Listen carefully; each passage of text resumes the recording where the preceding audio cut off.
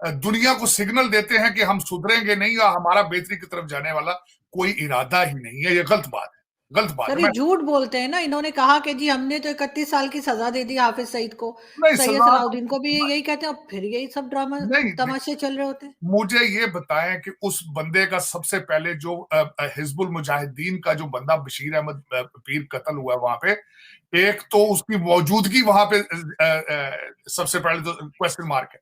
दूसरा फिर उसको आगे प्रोपोगेट करना, उसको फिर उसको उजागर करना, उसकी उसको मीडिया कवरेज देनी, और फिर साथ आर्मी के कपड़ों में लोगों के हैवीली आर्म्ड लोगों को प्रोटेक्शन देना।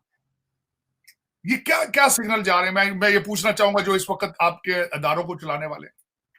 सबसे पहले तो मेरा ये क्वेश्चन मार्क है। मैं 22 करोड़ 20 करोड़ लोगों से पूछना चाहता हूं, इस वक्त आपको चला कौन रहा है? आप हेडलेस स्टेट है इस वक्त, आपका कोई हेड नहीं है इस वक्त। इंडियन टीवी पे भी मैंने देखा, बल्कि हमारे यहाँ तो खैर एक खास किस्म की खामोशी जो रखी जाती है वो है कि हाफिज सईद, जिसको कहा गया था कि जी जेल में है, वो भी बाहर दंदनाता घूम रहा है, और सैयद सलाहुद्दीन भी, जिसके ऊपर तरह तरह से आप जानते हैं सैंक्शंस हैं, कि जी उसको टेररिस्ट डिक्लेयर किया गया है। पाकिस्तान क्या दोबारा चाह रहा है कि एफएटीएफ की ग्रे लिस्ट में चला जाए? क्या लगता है सर आपको?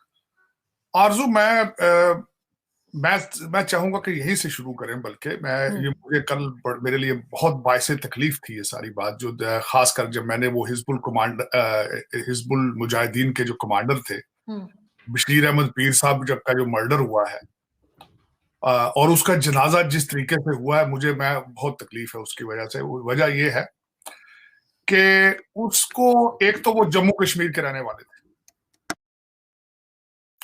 उनका वहां मर्डर हुआ है, वहां पे क्लोज रेंज से उनको शूट किया गया। और दूसरा, उसके उनके जनाजे के ऊपर एक तो वो सैयद सलाहुद्दीन साहब आए, उन्होंने बड़ी धुआंधार तकरीर की वहां पे। उसके बाद हाफिज सईद साहब आए हैं, और साथ मैं कंफर्म नहीं है, मैं ये कंफर्म नहीं कर सकता, लेकिन मिलिट्री के कमांडो टाइप लोग जो थे उनको प्रोटेक्शन प्रोवाइड कर रहे थे। अच्छा, फिर उसके बाद मैंने पाकिस्तान तो बिल्कुल उन्होंने, बल्कि वो मैं समझता हूँ पाकिस्तान में तो उन्होंने इतना प्रोपोगंडा कैंपेन उसमें नहीं की, लेकिन उसको भारत में भी उसको मीडिया ने बहुत कवरेज दी है। और मैं समझता हूँ वो जाहिर है उनके खिलाफ ही बातें हुई हैं, सारा कुछ जो कुछ हुआ वहां तकरीरें हुई हैं। अब मैं ये बताना चाहता हूँ, पाकिस्तान जिन सर्कमस्टांसेस से गुजर रहा है इस वक्त, मुआशी बहरान से, और जो इस वक्त मुतालबा भारत की तरफ से उठ रहा है कि फैटफ में वो दोबारा जाना चाहते हैं, फैटफ में वो कंप्लेन करना चाहते हैं। और दूसरा, इतने ये ज़हनी तौर पे मफलूज हो चुके हैं पाकिस्तानी कि इन्हें पता ही नहीं है कि फैटफ का इंचार्ज कौन है इस वक्त, सदर कौन है। उसका नाम टी राजा कुमार साहब है। वो ही इज भारतीय निजाद हैं जो इस वक्त फैटफ के प्रेसिडेंट हैं, टी राजा कुमार साहब। उन्होंने जनवरी 1 को 2022 को उसका इंचार्ज संभाला है उन्होंने, फैटफ का। लेकिन सर एक सेकंड दूंगी आपसे सर, जो मर्जी वहां पर हो हेड उसके, कोई किसी भी कंट्री के नहीं, हो, मैं लेकिन हमारी गलतियां तो नहीं, है ना। नहीं, गलतियां तो है। मैं एग्री करता हूं, इन्होंने ज्यादती की है, हाँ। गलत किया इन्होंने।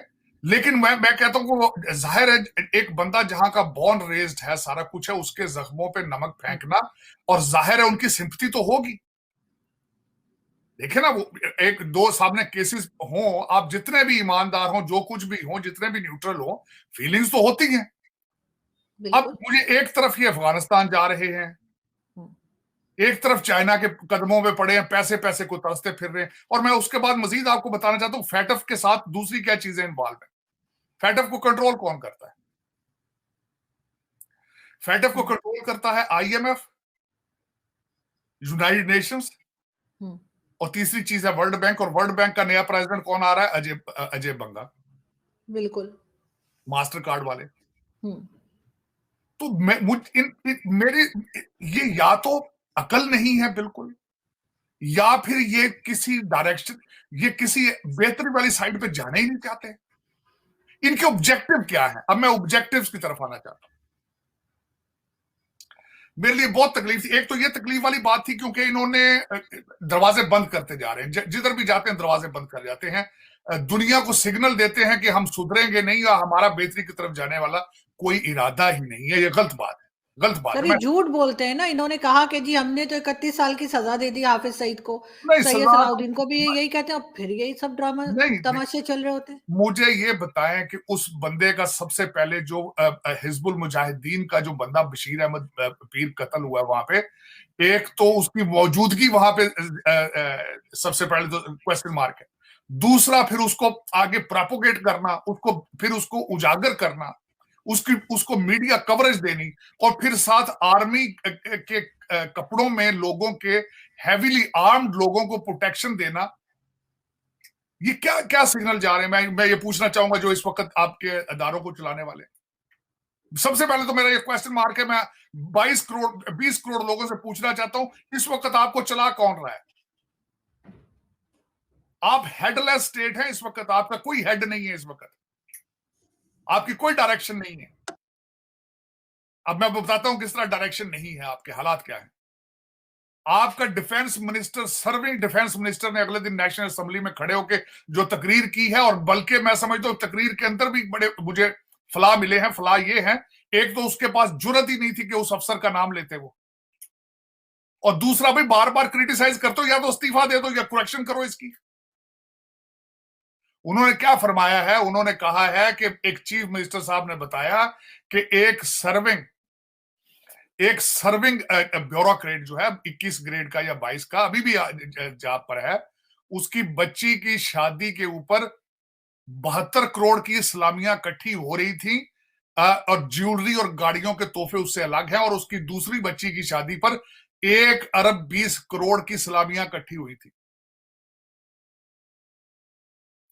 और मैं जब इसके आज इस पे सारा कुछ देख रहा हूं, आज आज मेरा ख्याल है जर्नलिस्ट ने किसी ने उसका नाम भी लेने की, प्रिडिक्ट करने की कोशिश की है, पता नहीं है मुबैना तौर पर वो ठीक है या नहीं है, कि उनका नाम टीके साहब है, जो पिछली दफा बुजदार साहब के जो चीफ ऑफ स्टाफ थे। ये उनकी बच्ची की शादी, ये दिस इज व्हाट किसी जर्नलिस्ट ने आज 2-3 जर्नलिस्ट की मैं भी बात सुनकर आया हूं वहां से। लेकिन मुझे ये बताएं, टीके एक नहीं है, आपके पास 10,000 टीके हैं इस वक्त जो पाकिस्तान को टीके लगा रहे हैं।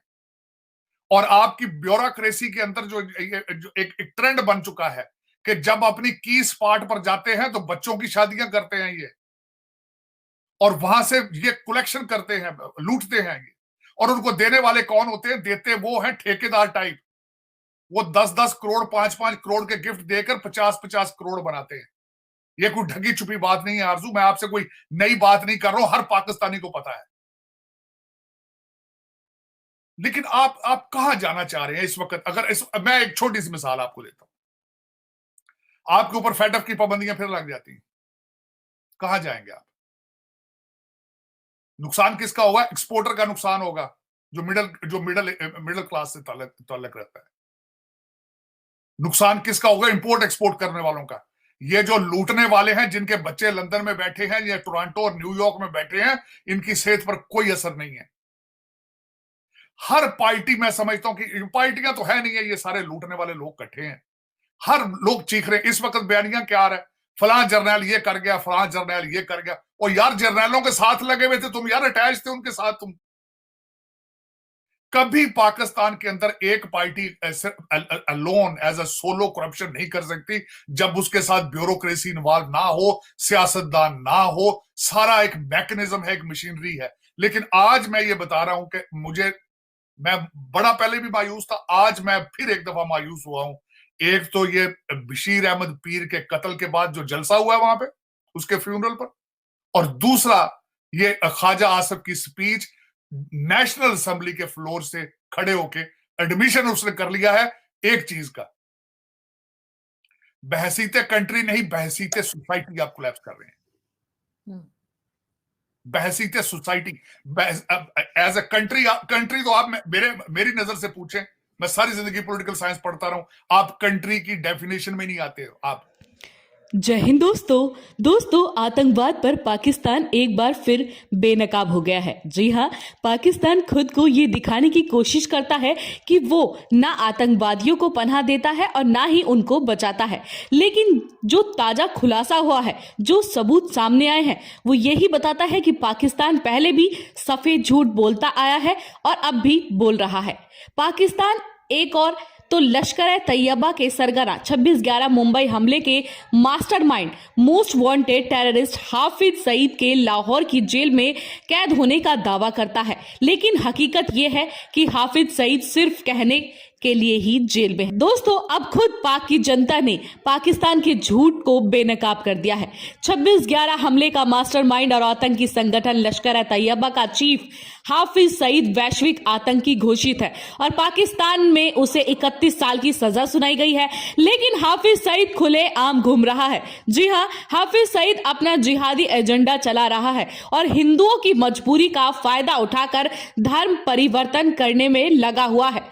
दोस्तों, पाकिस्तान के रियल एंटरटेनमेंट टीवी नाम के एक यूट्यूब चैनल ने जब आम लोगों से बात की तो उन्होंने बताया कि हाफिज सईद बाढ़ के दिनों में सिंध के घोटकी में था। हाफिज के एक फॉलोवर ने कहा है कि घोटकी में फईज सईद ने 7 हिंदू परिवारों को मुसलमान बनाया और उसने यहां ईद भी मनाई थी। पाकिस्तानी जनता की ओर से ये खुलासा ऐसे समय में हो रहा है जब कुछ महीने पहले ही Pakistan financial action task force यानी FATF की ग्रे लिस्ट से बाहर आया है। दोस्तों, आप क्या कहोगे? कमेंट सेक्शन में जरूर बताइएगा और मेरे साथ देखते रहिएगा वर्ल्ड वेब न्यूज।